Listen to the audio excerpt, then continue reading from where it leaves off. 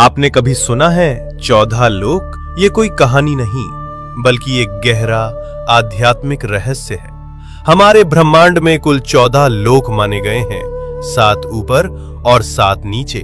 ऊपर के 7 लोक, इन लोकों में आत्मा ऊंचाई की ओर बढ़ती है, ज्ञान, शांति और मोक्ष की दिशा में। भूलोक, ये वो लोक है जहां हम सभी मनुष्य रहते हैं। इसे मृत्युलोक भी कहा जाता है क्योंकि यहाँ जन्म और मृत्यु का चक्र चलता रहता है। भूवर लोक, ये लोक भूलोक और स्वर्गलोक के बीच स्थित है। ये ऊर्जा रूपों का क्षेत्र है जो भौतिक और दिव्य लोकों को जोड़ता है। स्वर्गलोक, देवताओं का लोक, जहां इंद्र और अन्य देवता निवास करते हैं। अच्छे कर्म करने वालों को मृत्यु के बाद इसी लोक में स्थान मिलता है, जहां सुख, संपत्ति और आनंद की अनुभूति होती है। महरलोक, ये दिव्य ऋषियों, तपस्वियों और महान आत्माओं का निवास स्थान है, जहां वशिष्ठ और विश्वामित्र जैसे महान ऋषि तपस्या करते हैं। जनलोक, इस लोक में वे आत्माएं निवास करती हैं जिन्होंने ज्ञान और ध्यान में परम सिद्धि प्राप्त की होती है। यहाँ के वासी ब्रह्मा जी की लीलाओं में लीन रहते हैं। तपलोक, अत्यंत शक्तिशाली तपस्वियों का स्थान, जो शरीर से परे केवल चेतना में स्थित होते हैं। ब्रह्मलोक, यह अंतिम लक्ष्य है, जहां केवल सत्य है, मोक्ष है और ईश्वर का साक्षात्कार होता है। इन ऊर्ध्व लोकों में आत्मा का जाना मतलब है धीरे धीरे शुद्ध और जागरूक होना। अब बात करते हैं नीचे के 7 लोकों की। यहाँ भोग, मोह और भ्रम ज्यादा होता है। अतल लोक, राक्षसों और मायावी शक्तियों का घर। वितल लोक, जहाँ कामनाएं और भोग हावी रहते हैं। सुतल लोक, राजा बलि का लोक। वे दानवीर थे, लेकिन उनमें अहंकार भी था। रसातल लोक, जहाँ भ्रम, लालच और अज्ञान का घना अंधेरा है। तालातल लोक, छल, धोखा और झूठ से भरा हुआ लोक। महातल लोक, जहां अंधकार और अहंकार का बोलबाला है। पाताल लोक, सबसे नीचे का लोक, तामसिक ऊर्जा और इच्छाओं का केंद्र। लेकिन इन सब का मतलब सिर्फ बाहरी दुनिया नहीं है। ये 7 लोक हमारे भीतर की नकारात्मक सोच और कमजोरियों का प्रतीक हैं। तो जब हम सच्चाई, भक्ति और सेवा में लगते हैं, हम ऊपर के लोकों से जुड़ते हैं, और जब हम लालच, मोह और गुस्से में फंसते हैं, हम नीचे गिरते हैं। सोच बदलो, लोक बदल जाए का लोक, जहां इंद्र और अन्य देवता निवास करते हैं। अच्छे कर्म करने वालों को मृत्यु के बाद इसी लोक में स्थान मिलता है, जहां सुख, संपत्ति और आनंद की अनुभूति होती है।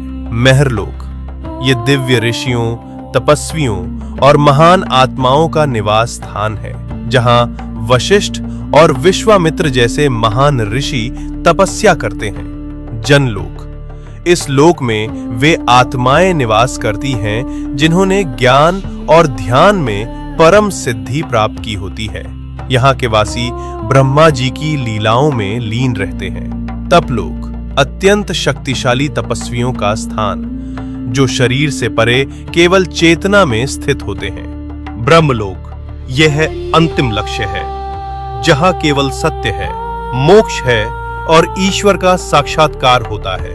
इन ऊर्ध्व लोकों में आत्मा का जाना मतलब है धीरे धीरे शुद्ध और जागरूक होना। अब बात करते हैं नीचे के 7 लोकों की। यहाँ भोग, मोह और भ्रम ज्यादा होता है। अतल लोक, राक्षसों और मायावी शक्तियों का घर। वितल लोक, जहां कामनाएं और भोग हावी रहते हैं। सुतल लोक, राजा बलि का लोक। वे दानवीर थे, लेकिन उनमें अहंकार भी था। रसातल लोक, जहां भ्रम, लालच और अज्ञान का घना अंधेरा है। तालातल लोक, छल, धोखा और झूठ से भरा हुआ लोक। महातल लोक, जहां अंधकार और अहंकार का बोलबाला है। पाताल लोक, सबसे नीचे का लोक, तामसिक ऊर्जा और इच्छाओं का केंद्र। लेकिन इन सब का मतलब सिर्फ बाहरी दुनिया नहीं है। ये 7 लोक हमारे भीतर की नकारात्मक सोच और कमजोरियों का प्रतीक हैं।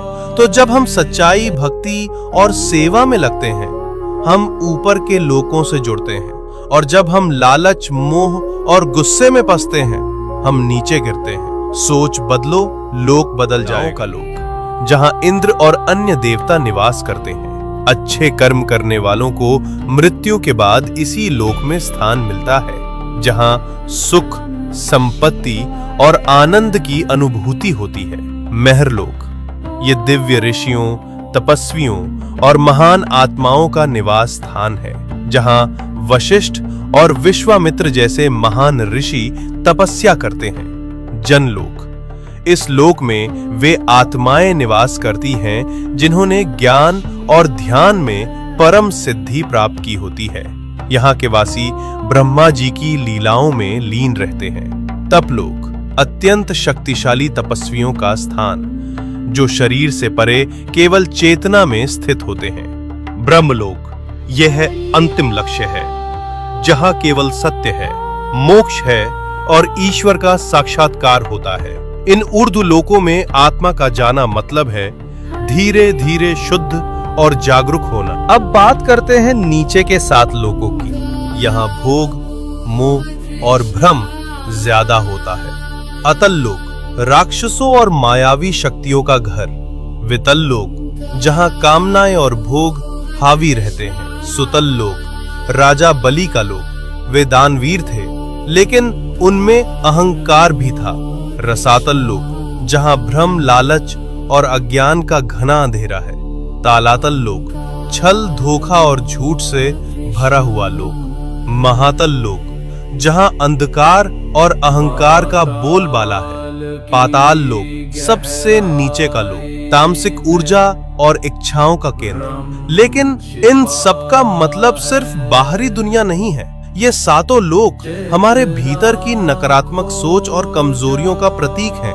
तो जब हम सच्चाई, भक्ति और सेवा में लगते हैं, हम ऊपर के लोकों से जुड़ते हैं, और जब हम लालच, मोह और गुस्से में फंसते हैं, हम नीचे गिरते हैं। सोच बदलो, लोक बदल जाए का लोक, जहां इंद्र और अन्य देवता निवास करते हैं। अच्छे कर्म करने वालों को मृत्यु के बाद इसी लोक में स्थान मिलता है, जहां सुख, संपत्ति और आनंद की अनुभूति होती है। महरलोक ये दिव्य ऋषियों, तपस्वियों और महान आत्माओं का निवास स्थान है, जहां वशिष्ठ और विश्वामित्र जैसे महान ऋषि तपस्या करते हैं। जनलोक इस लोक में वे आत्माएं निवास करती हैं जिन्होंने ज्ञान और ध्यान में परम सिद्धि प्राप्त की होती है। यहाँ के वासी ब्रह्मा जी की लीलाओं में लीन रहते हैं। तपलोक अत्यंत शक्तिशाली तपस्वियों का स्थान, जो शरीर से परे केवल चेतना में स्थित होते हैं। ब्रह्मलोक यह अंतिम लक्ष्य है, जहां केवल सत्य है, मोक्ष है और ईश्वर का साक्षात्कार होता है। इन ऊर्ध्व लोकों में आत्मा का जाना मतलब है धीरे धीरे शुद्ध और जागरूक होना। अब बात करते हैं नीचे के 7 लोकों की। यहाँ भोग, मोह और भ्रम ज्यादा होता है। अतल लोक राक्षसों और मायावी शक्तियों का घर। वितल लोक जहां कामनाएं और भोग हावी रहते हैं। सुतल लोक राजा बलि का लोक। वे दानवीर थे, लेकिन उनमें अहंकार भी था।